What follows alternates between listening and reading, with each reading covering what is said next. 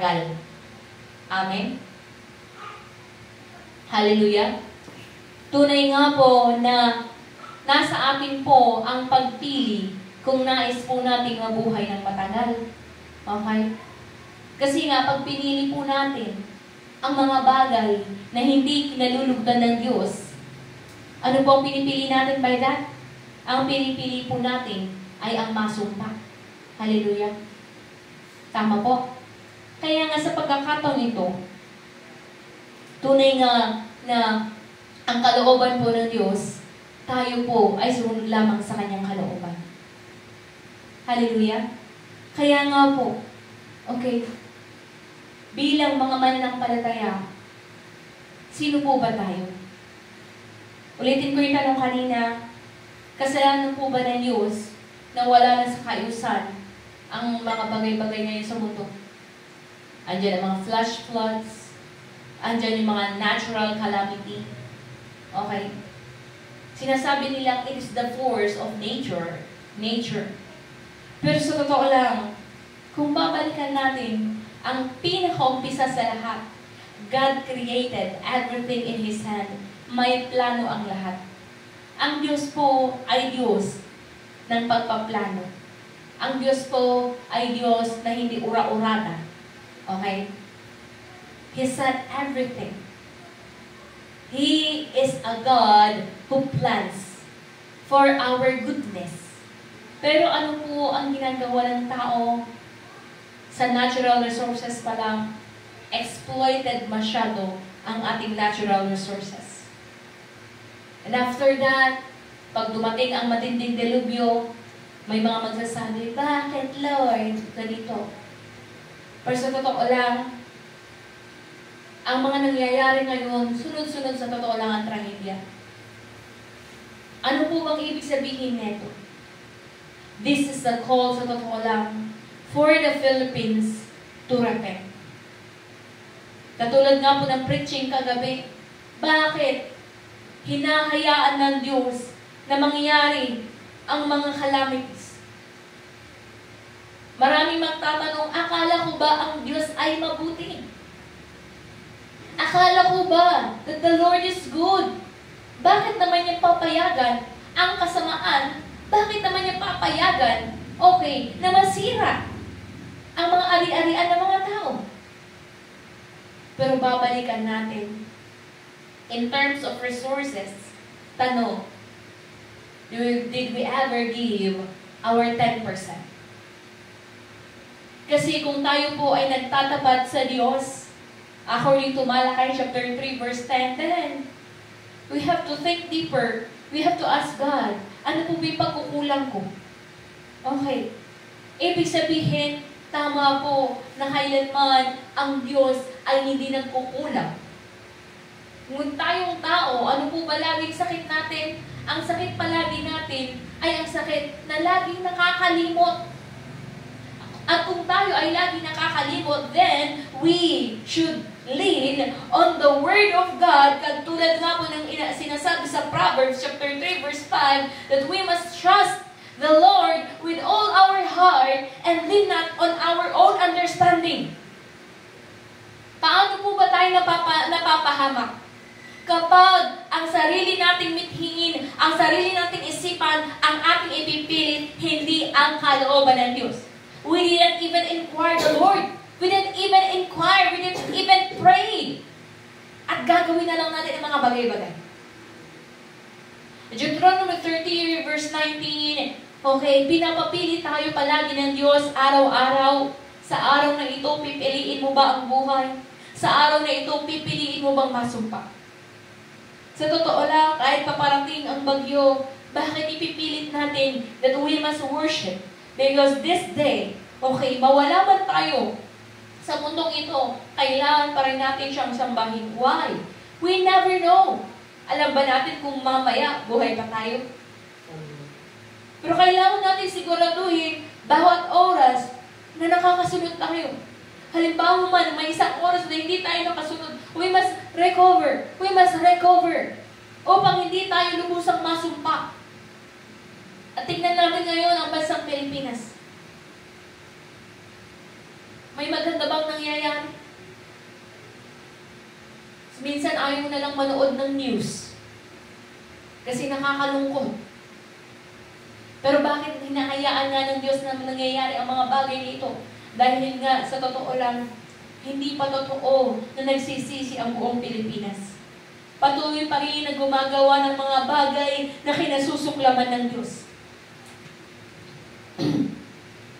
Please.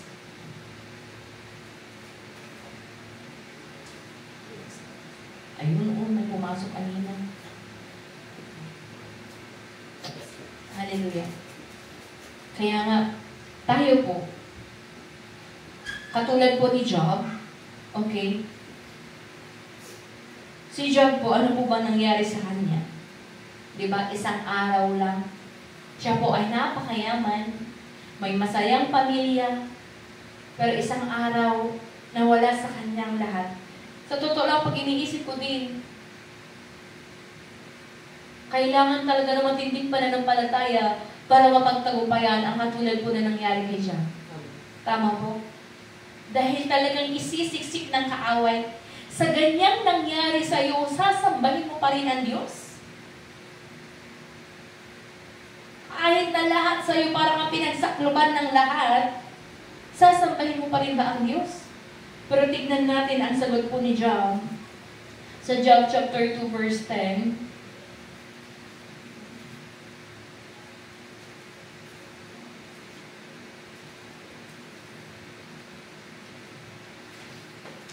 makapagbukas po kayo sa akin.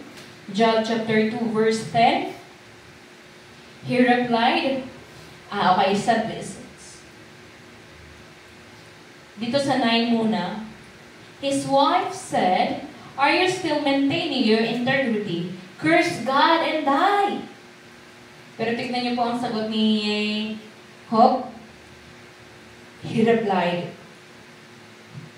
you are talking like a foolish woman. Shall we accept good from God and not trouble? Sa Tagalog, ang sagot ni Job, hindi mo naiintindihan ang iyong sinasabi. Pagpapala lang bang tatanggapin mo sa Diyos? Hindi ba natin tatanggapin kung bigyan niya tayo ng pagdurusa? Sa kabila ng kanyang paghihirap, hindi nagsalita si Job ng laban sa Diyos. Hallelujah. Sa totoo lang, totoo po. The devil cannot curse us. Ang diablo po, hindi niya tayo pwedeng sumpain. Pero paano po ba tayo nasusumpa kapag inuudyukan tayo sa ating isipan and then we allow it to speak? We allow our mouth to be used para tayo ay masumpa. Nung natutunan ko ito, that out of the mouth, you are declaring either blessing or life, either blessing or curse. Sabi ko, ang dami ko na palang nasumpa. Dahil sa bunganga. Okay, because of the power of declaration. Kasi either life or death is in the power of the tongue. Kaya nga po tayo po ay mag-iingat. Okay, sa atin po ang declaration. Kaya nga, sa mga negatibo palagi ang perspektibo. Sa mga negatibo palagi ang kaisipan, mag-ingat po tayo. Kasi yung mga linalabas ng ating labi, why does it come to life? Bakit na pangyayari? Because there is power in the tongue. Never po na kayang sumpain tayo ng diablo. Pero gagawa siya ng schemes in our mind. Like Peter, na pinasukan sa kanyang kaisipan para sabihin niya na wag kang magpapako, Jesus. Kaya sinabi ni Jesus sa kanya, away from me, Satan. Direct rebuke kay Pedro. Ibig sabihin, anumang kaisipan and declaration that is against the will of God is not from God. It's from the devil. Okay. Kaya mag-ingat po tayo. Paano natin ma-assess na malapit na makonquer ng kaaway ang ating isipan pag lahat na lang ng naiisip mo ay puro negatibo? We must find hope in Jesus.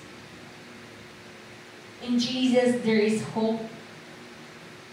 Hindi Hindi ba natin natatandaan ang nakasulat sa Philippians chapter 2, 9 to 11, that at the name of Jesus, every knee shall bow. Basahin nga po natin sa aklat po ng Filipos. Sa totoo lang, in our Bible reading, di ba, araw-araw po itong binabasa ni Pastor Raymond. Filipos chapter 2, verse 9 to 11, ang sabi po dito, therefore God exalted Him to the highest place, and gave Him the name that is above every name, that at the name of Jesus, every knee should bow in heaven and on earth and under the earth. Okay pala yung live or no? Kasi kung no, mag-messenger call ka na.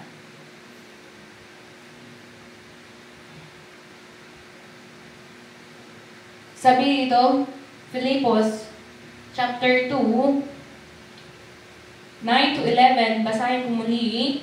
Therefore, God exalted Him to the highest place and gave Him the name that is above every name.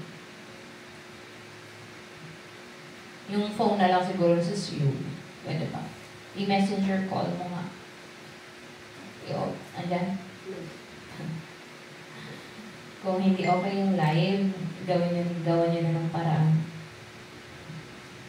Therefore, God exalted Him to the highest place, okay, and gave Him the name that is above every name. That at the name of Jesus, every knee should bow in heaven and in earth and under the earth, and every tongue acknowledge that Jesus Christ is Lord, to the glory of God the Father. Hallelujah. Tunay nga po na sinabi dito that He gave Him the name above every name. Okay. Kaya nga, ang lahat po ay magbabow down. Ibig sabihin, luluhod. Sa Tagalog, okay, sa gayon, sa pangalan ni Jesus ay luluhod at magpupuri ang lahat ng nasa langit, nasa lupa, at nasa ilalim ng lupa. Ibig sabihin, all is under His authority. Amin po ba? Kaya nga po, meron po bang mahirap sa Diyos? Meron po bang hindi magagawa ng Diyos? Meron po ba? Yun po yung tanong natin. Kung meron po ba na hindi kayang gawin ng Diyos, meron po bang limitasyon ng Diyos? Naisip po ba natin yun? Kaya nga, sa mga pagkakataon na pinupuno ng kaaway ang ating isipan ng mga negatibo, kailangan natin yung labanan. At paano lang natin yun malalabanan? We can only fight that with prayer and with the Word of God. Kung wala pong natitirang salita ng Diyos, pangako ng Diyos na nakaimbak sa atin, ano po ang ating panghahawakan? Kaya isa din sa aming tinuturo, memorization is power. Why? Yung naiimbak sa'yo na salita ng Diyos, ito po ay magbubunga ng pananampalataya. Pananampalataya na makakapanatili ka pa sa katotohanan. Bakit madaling mawala ang mga iba kahit patumanggap sila sa katotohanan? Dahil kapag hindi na-maintain ang faith, madali lang talagang mawala. Alam na alam ito ng perspektibo ng mga farmer. Kapag ang itinanim, halimbawa, Ilagan is the corn capital, okay, mais ang forefront talaga doon. Ang mais po, hindi dahil pagkatapos mong tinanim, ay okay na. Sa totoo lang, ang pagtatanim magsisimula in preparing the soil. Diba? Kailangan malinisan. After that, anong gagawin? Araduhan. Okay. Meron pa yung isa, traktor, ang gagamitin para palambutin yung lupa. After that, itatanim. Okay. Wala pa kasi tayo ng mga machineries katulad ng Amerika na automatic ang kanilang pagtatanim. Manual iyan. Nasubukan ko din. Pero natatawa sila sa akin kasi naka-2-3 na ata silang eras. Ako, hindi pa makalahati. Kasi ang liit-liit ng paa ko, hindi ko mai-ganon. Kasi tatakpan mo yung pagkatanim mo, tatakpan mo siya. Okay. Eh pag malaking pingkol, talagang liit-liit ng paa ko. Grade 6 pa lang naman ako noon. Okay. Hindi ko mai-ganon. Okay. Ngayon, Ano pong kailangan natin gawin? After that, pagkatapos itinanim, kailangan ng fertilizer. After ng fertilizer, okay, pag ganyan na kaliliit, titignan, lilinisan ulit. Okay, may pa-spray pa iyan. After that, harvest. Isipin mo, ilan ang oras ng pagbabantay ng farmer hanggang siya ay makaka-harvest. Amen? Di po ba? Napakahirap. Pero alam natin na tunay nga na kailanman tayo din po ay hindi natin kayang mag-grow by our own. Kaya kailangan po natin makapanatili. At paano po tayo makakapanatili? Makakapanatili lamang po tayo sa pamamagitan po ng salita ng Diyos. Kailangan natin patuloy na tayo po ay napupulaan ng salita ng Diyos. Okay. Ano magiging mo sa dito? Dito ko na lang sa Gcash? Gcash. Messenger? Pinatay mo na ba yung live? Dito. Pero nag-play. Loading daw sa kanila. Ha? Loading daw sa kanila. Messenger ko muna, patay mo na yung live. Ito pa nagre-record. Hallelujah. May mga internet interruption po tayo ngayon dahil nga po nagkakaproblema na po. Kaya nga po yun din yung dahilan. Kaya natin mas inagahan pa ang worship dahil ina-expect ko na ang ganyang problema. Okay. Dahil nangyari na rin po yan last year. Okay. Ngayon po, even though may kaguluhan sa ating bansa ngayon, dagdag mo pa talaga yung paparating na natural disaster. Kung tayo po ay mapupuno lamang ng takot, anong mangyayari sa atin? Okay? May mangyayari po ba? Ano pong mangyayari sa atin? Okay. Hallelujah. Tunay nga po na nararapat lamang na tayo po ay pumayapa. Basahin po natin sa aklat po ng 2 Chronicles. 2 Chronicles, kailangan natin bulis-bilisan ang pagkilos natin. Okay? 2 Chronicles, chapter 7,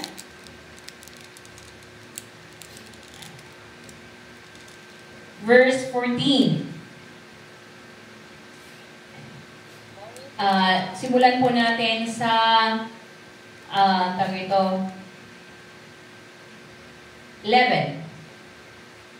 When Solomon had finished the temple of the Lord and the royal palace and had succeeded in carrying out all he had in mind to do in the temple of the Lord and in his own palace, the Lord appeared to him at night and said, I have heard your prayer and have chosen this place for myself as a temple for sacrifices.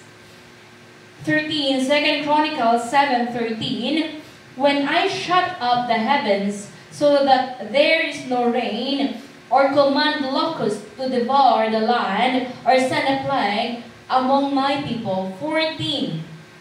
2 Chronicles, makipagbukas na lang po kayo sa akin sa 2 Chronicles 7:14.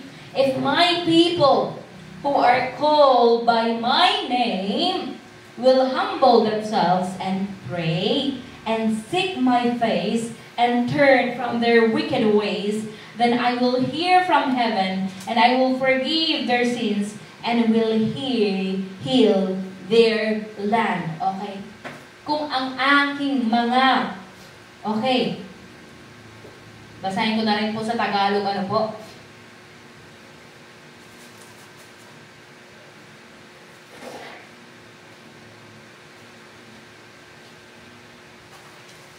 Ngunit, kung ang bayang ito na nagtataglay ng aking karangalan ay magpapakumbaba, mananalangin, hahanapin ako at talikuran ang kanilang kasamaan, papakinggan ko sila mula sa langit Patatawarin ko sila sa kanilang mga kasalanan at muli kong pasasaganain ang kanilang lupain. In 15, babantayan ko sila at papakinggan ko ang mga panalangin inaalay nila rito.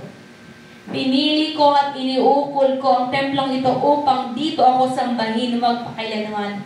Lagi kong babantayan at mamahalin ang templong ito magpakailanman. 17, kung mananatili kang tapat sa akin, gaya ng iyong amang si David, kung susundin mo ang lahat kong mga utos at tuntunin, patatatagin ko ang iyong paghahari tulad ng pangako ko sa iyong amang si David, hindi siya mawawalan ng anak na lalaki na maghahari sa Israel. Amen po. Tunay po, ito po ay pangako ng Diyos para kay Solomon. Si Solomon po ay nagtatag ng templo para sa Diyos. At ito po ay lubos na kinulugdan ng Diyos. Kaya nga ang sagot sa kanya, narinig ko ang iyong panalangin at tinatanggap ko ang lugar na ito upang dito ninyo ako handugan. Kaya nga napakahalaga po ang place of worship po. Hallelujah. Napakahalaga. The place of worship. Napakahirap bang mag-messenger call? Kaya nga, iba po ang pabor sa mga umiibig po sa kanyang templo. Kaya yun din po yung ini-encourage ko sa bawat isa.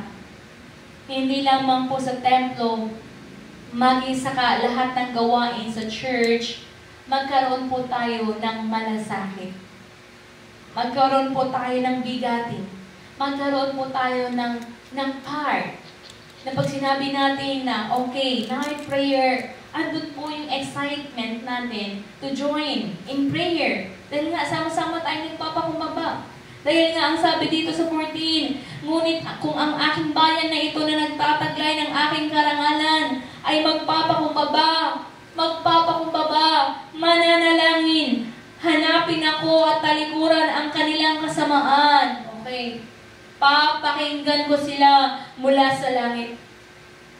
Patatawarin ko sila sa kanilang mga kasalanan at muli kong pasasaganain ang kanilang lupain. Hallelujah. Kapag ang Diyos ay nangako, kailanman hindi niya ito babaliin. Paano po kahabagan ng Diyos ang ating bansa? There must be true repentance. At syempre, hindi po magsisimula sa labas, tayong po muna sa loob. Tayo na narito sa Aurora, totoo po, kailangan natin mag-repent. Sa totoo lang, bakit nga ba? October 30, ay 31. O ayan, nag-celebrate na naman sila ng Halloween. O, November 1, nag-alay na naman sa mga patay. Ang Diyos po ay mapanibughuing Diyos. Kaya nga po, ang karangalan ay para sa Kanya lamang. Sasabihin man nila, bakit nyo kami inaatake sa inyong pagtuturo? Pero ito po ay totoong pag-ibig na kung hindi natin ihahayag ang katotohanan, sila ay masusumpa ng masusumpa na hindi nila nalalaman. They have already turned away from the ways of the Lord. Paano nga ba malalaman na ang pinipreach ng isang lingkod ng Diyos ay totoo? Mga kapatid, malayo po tayong salisigin ng Biblia. That is our very challenge. Huwag niyo munang isipin na kami ay nang-aatake. Magpakumbaba muna tayo at salisigin ng Biblia. Dahil ang lingkod ng Diyos na umiibig na totoo sa mga tao at sa bansang Pilipinas, kailangan po natin ihayag. Kailangan natin ng tapang sa totoo lang upang ihayag ang katotohanan. Kapag tayo po ay takot, paano pa natin maihahayag? Paano pa natin maitutuwid ang mga tao na mamamatay na pala sila sa kanilang kasalanan, pero tayo po ay nanahimik? Kaya we also have our online platform. Handa naman tayong mabash. Okay? Dapat handa tayo.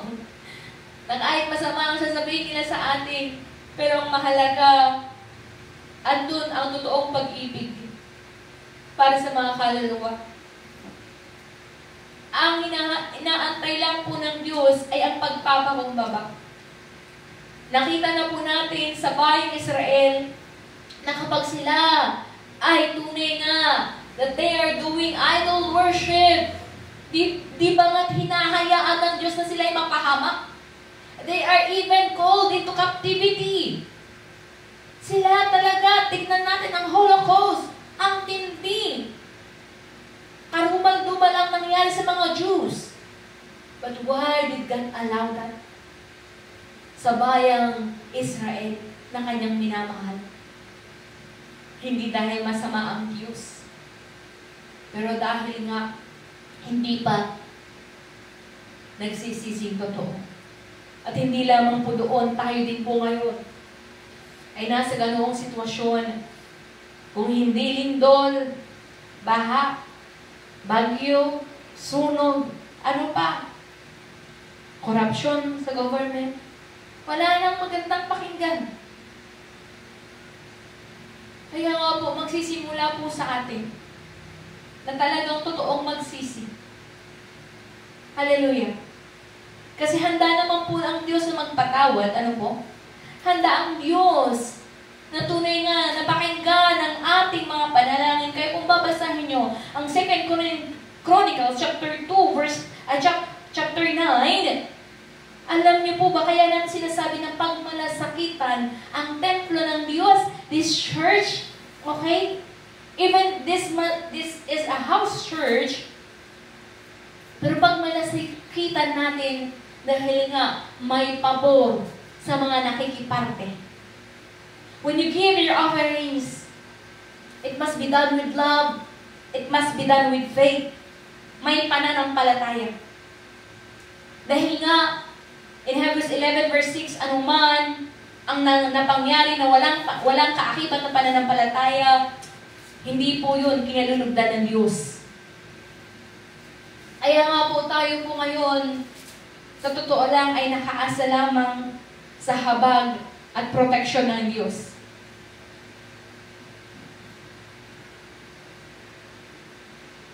Inaantay po talaga ng Diyos ang pagpapakumbaba ng bawat isa. Last year lang po nangyari, napakatindi po ang hagupit para sa Aurora. Kasama din naman po tayo doon, pero salamat sa Diyos. Sabi ko nga, sa lahat ng mga nakasamang nanambahan, wala naman pong na ano. Tama? Anong natumba lang sa saryo?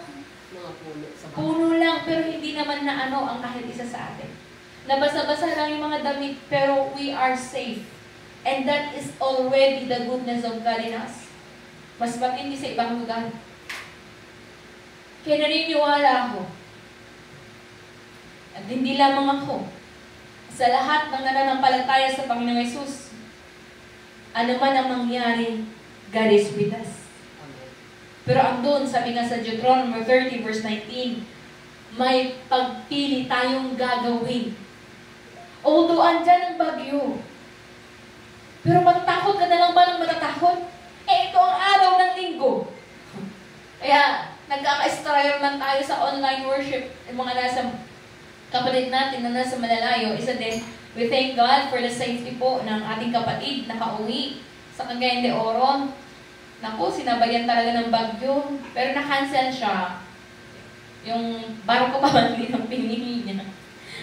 Pero salamat sa Diyos, after nung bagyo, okay, tumuloy na yung kanya, nakarating na po siya. Nag-chat na siya kanina umaga sa atin, nakarating na po yung na-send off na missionary sa Cagayan de Oro, si Missionary Ashley.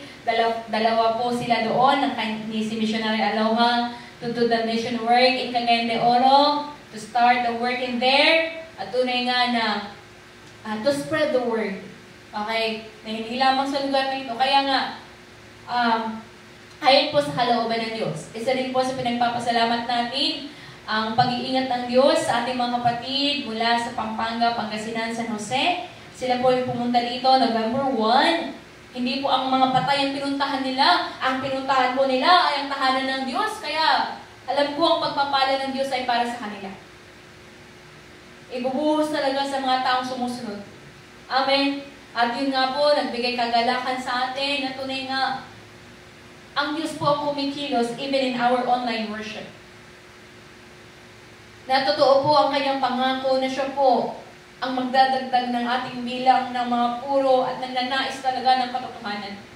Sa totoo lang, yung preaching po na choose life in Deuteronomy 30, verse 19 and 20, nasa ating desisyon po kung gusto natin masumpa. Si Jesus, hindi po niya itinutulak ang mga tao sa impyerno. Ang tao po ang pumipili. Grabe na ang sakripisyo ang ginawa. Ibinigay na sa atin ang paraan para maligtas. Acts chapter 4 verse 12, katulad nga po ng awitin natin kanina, sa pangalan mo may kaligtasan. Totoo po.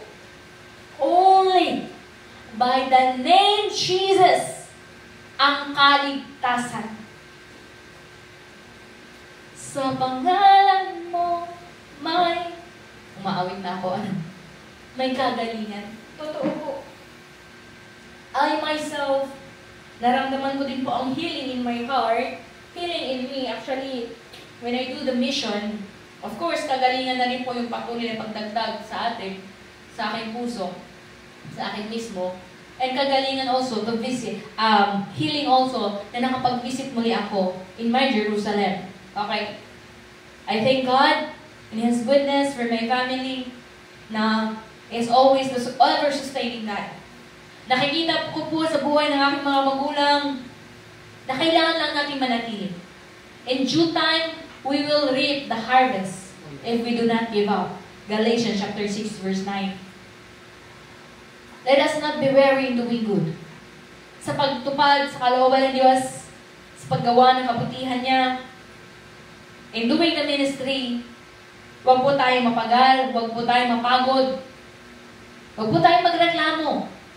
Kasi pag tayo nagre-reklamo, hindi na pagpapahal ang matatanggap natin.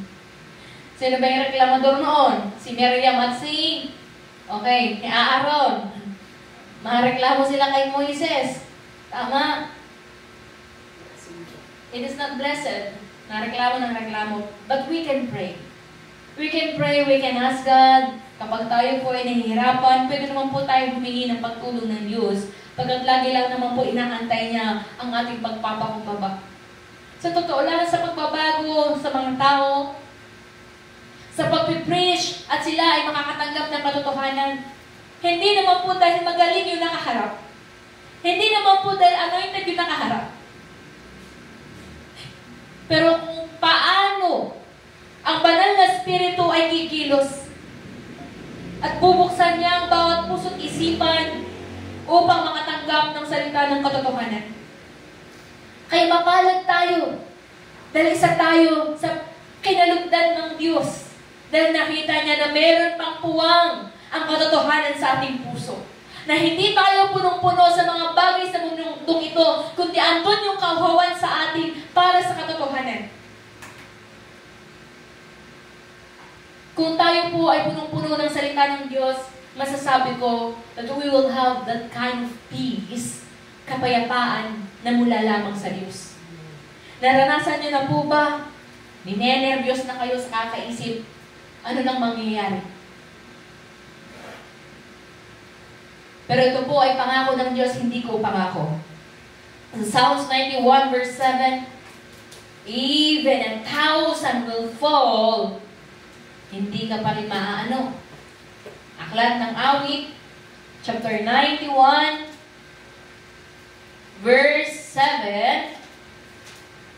Actually, maganda pong basahin ng Psalms 91 ng buo. Pero dahil nga, nasa preaching mode tayo, ito muna ang ating babasahin. Ano po? 91 verse 7, babasahin ko sa Tagalog. Kahit, okay. Sige, basahin natin ang verse 1 muna.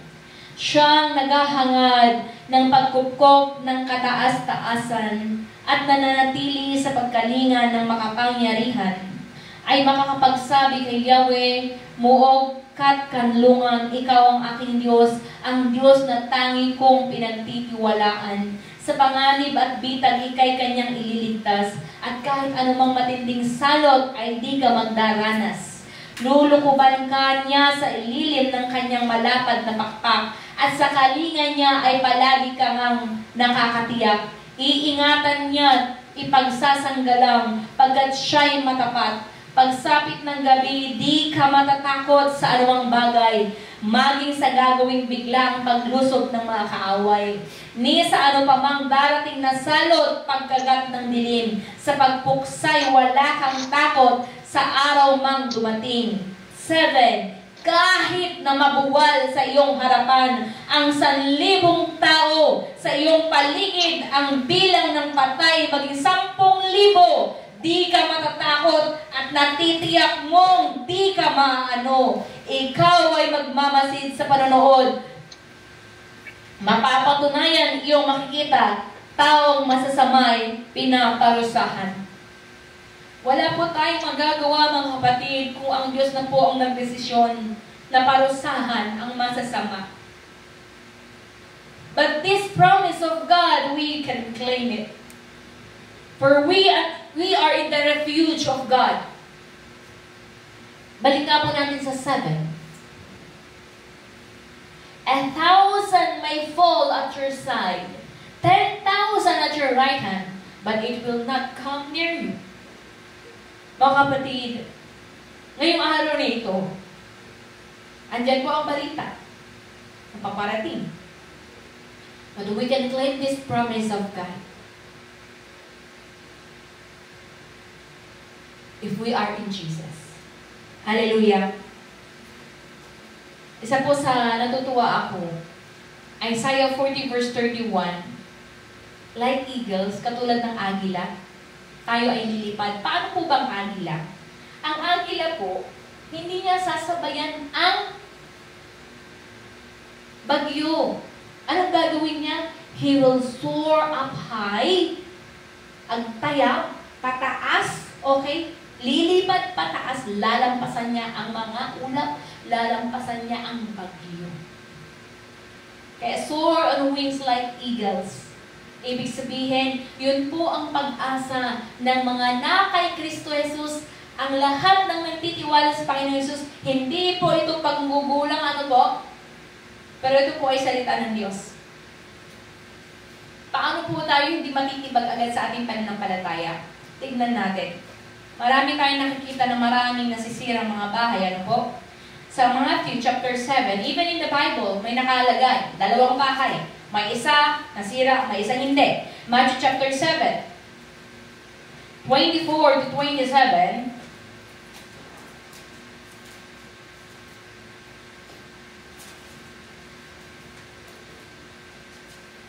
Matthew 7, 24 to 27, ang sabi po dito, kaya't ang bawat nakikinig ay nagsasagawa ng mga at nagsasagawa ng mga salita kung ito ay maitutulad sa isang matalino na nagtayo ng kanyang bahay na ang pundasyon ay bato.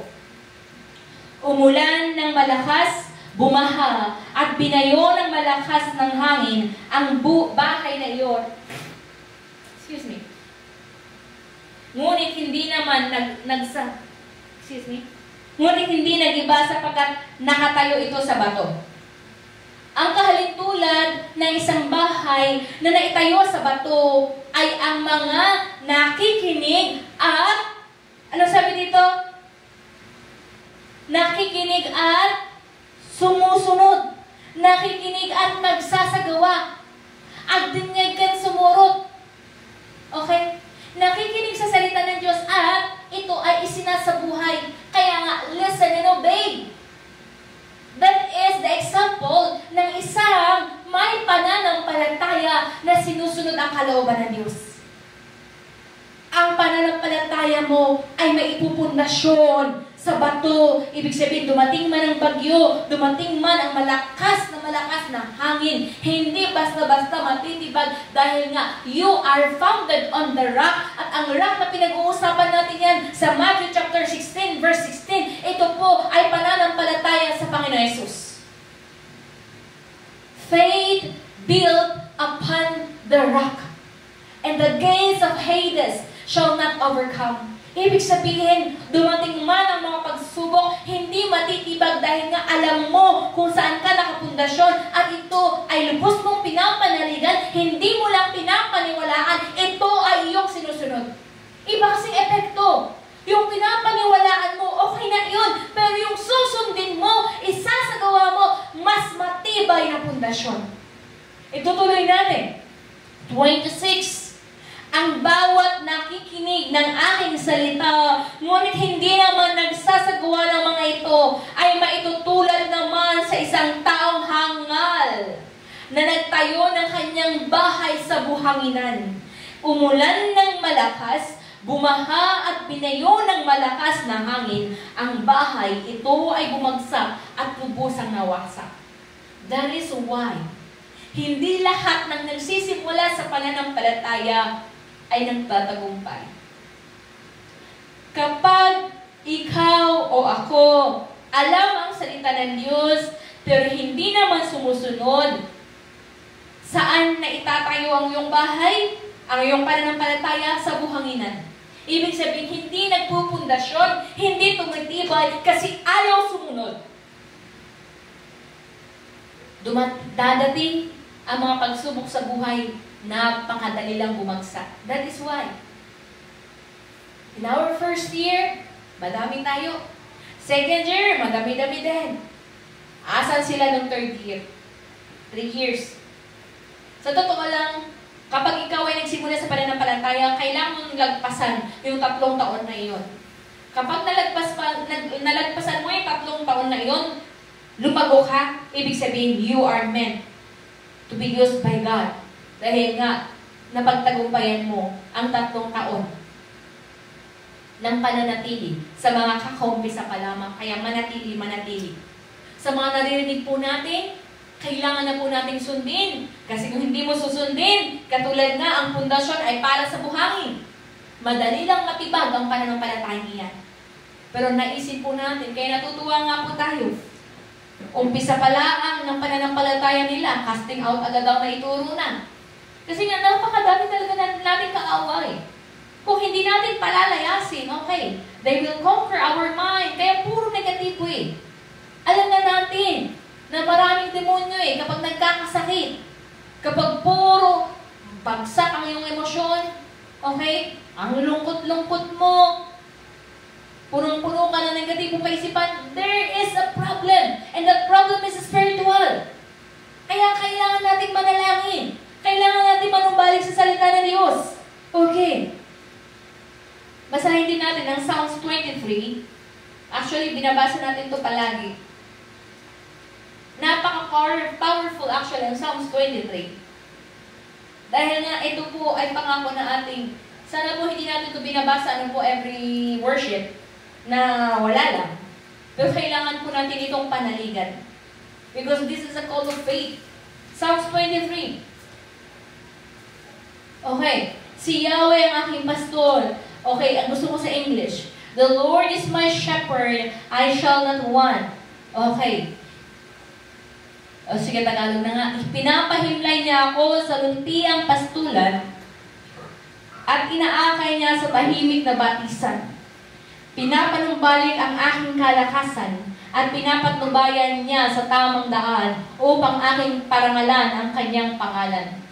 Dumaan man ako sa madilim na libis ng kamatayan, wala akong katatakutan pagkat ika'y aking kaagapay. Ang tungkod mo at pamalo ang aking gabay at sanggalang.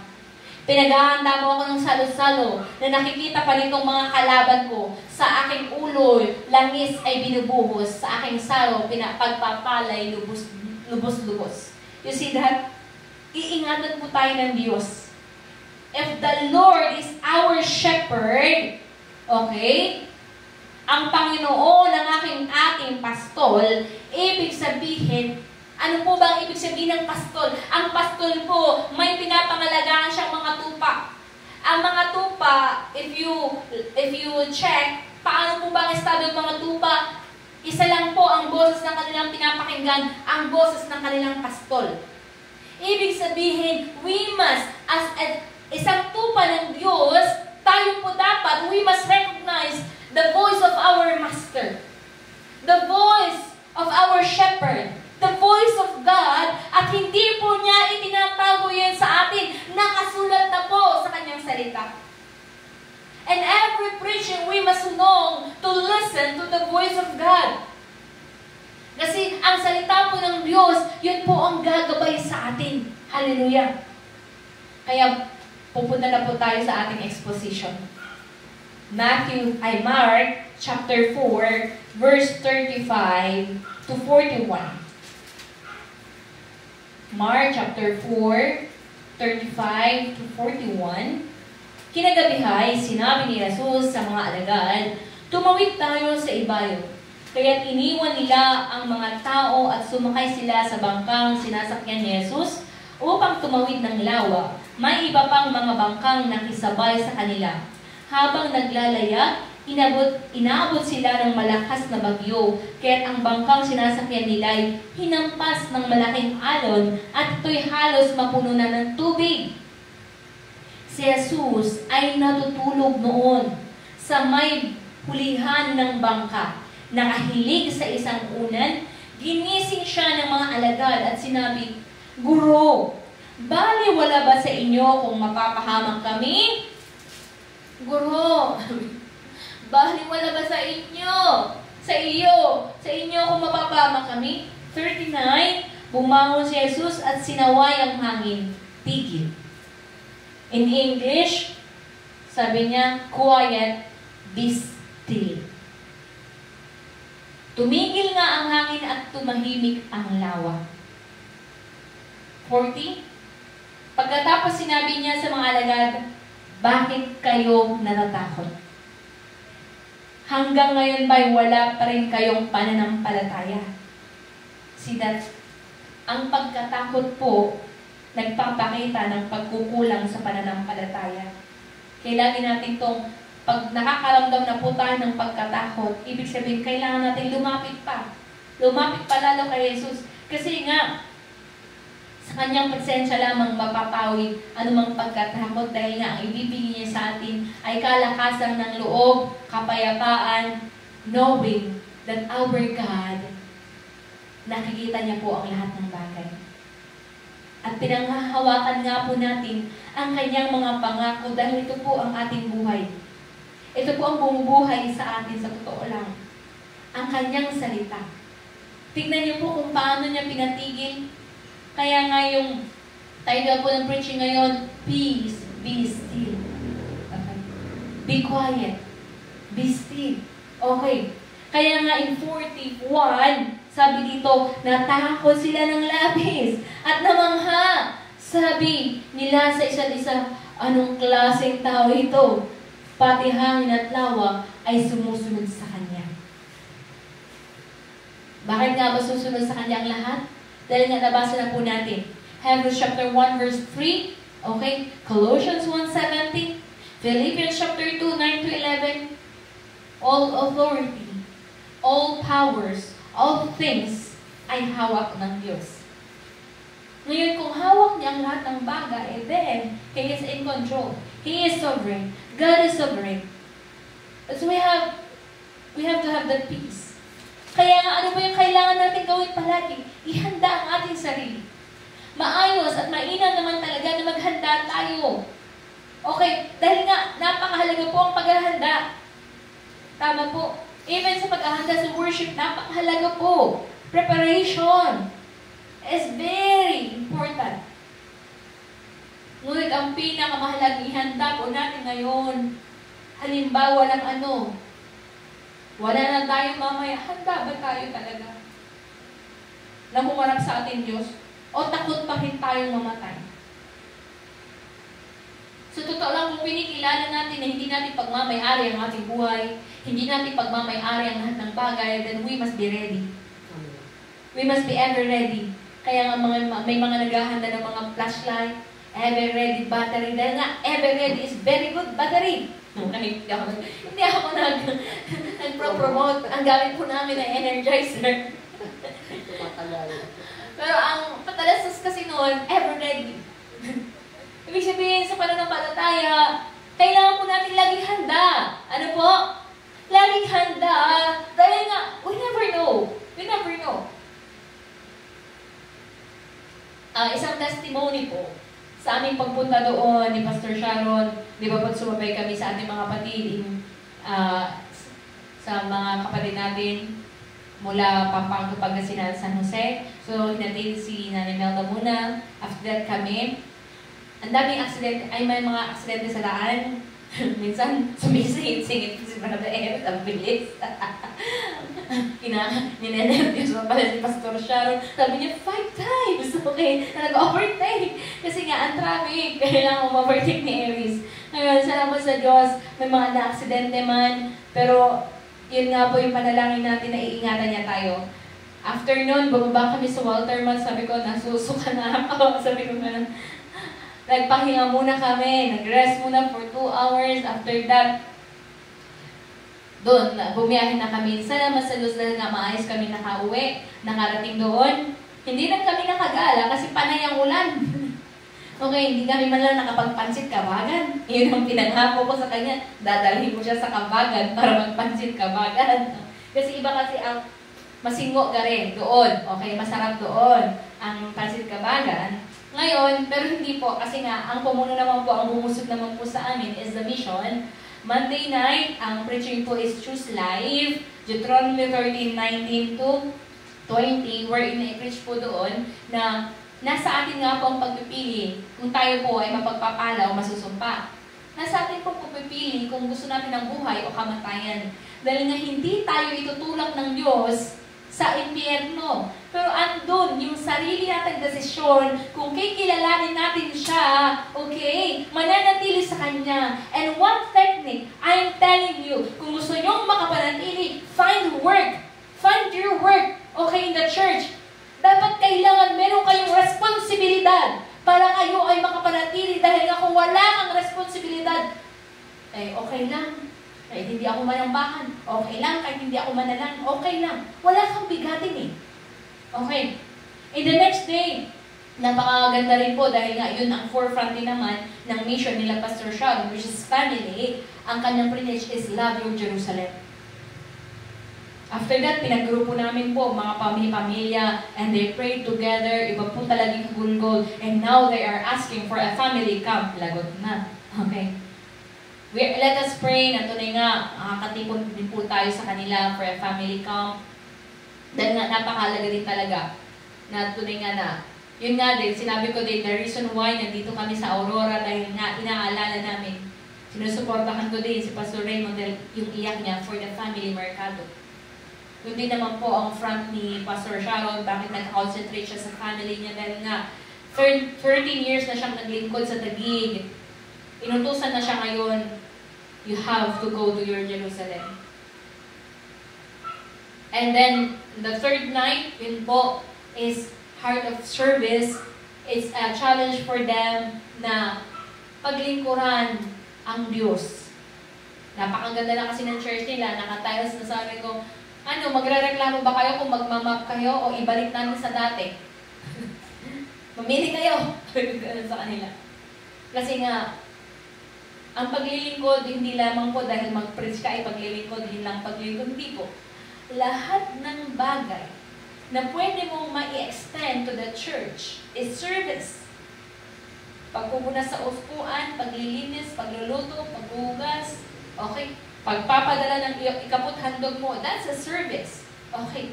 Pagpapatrain para ikaw ay mihanda bilang teacher, bilang guro, bilang magtuturo, the future, that's service.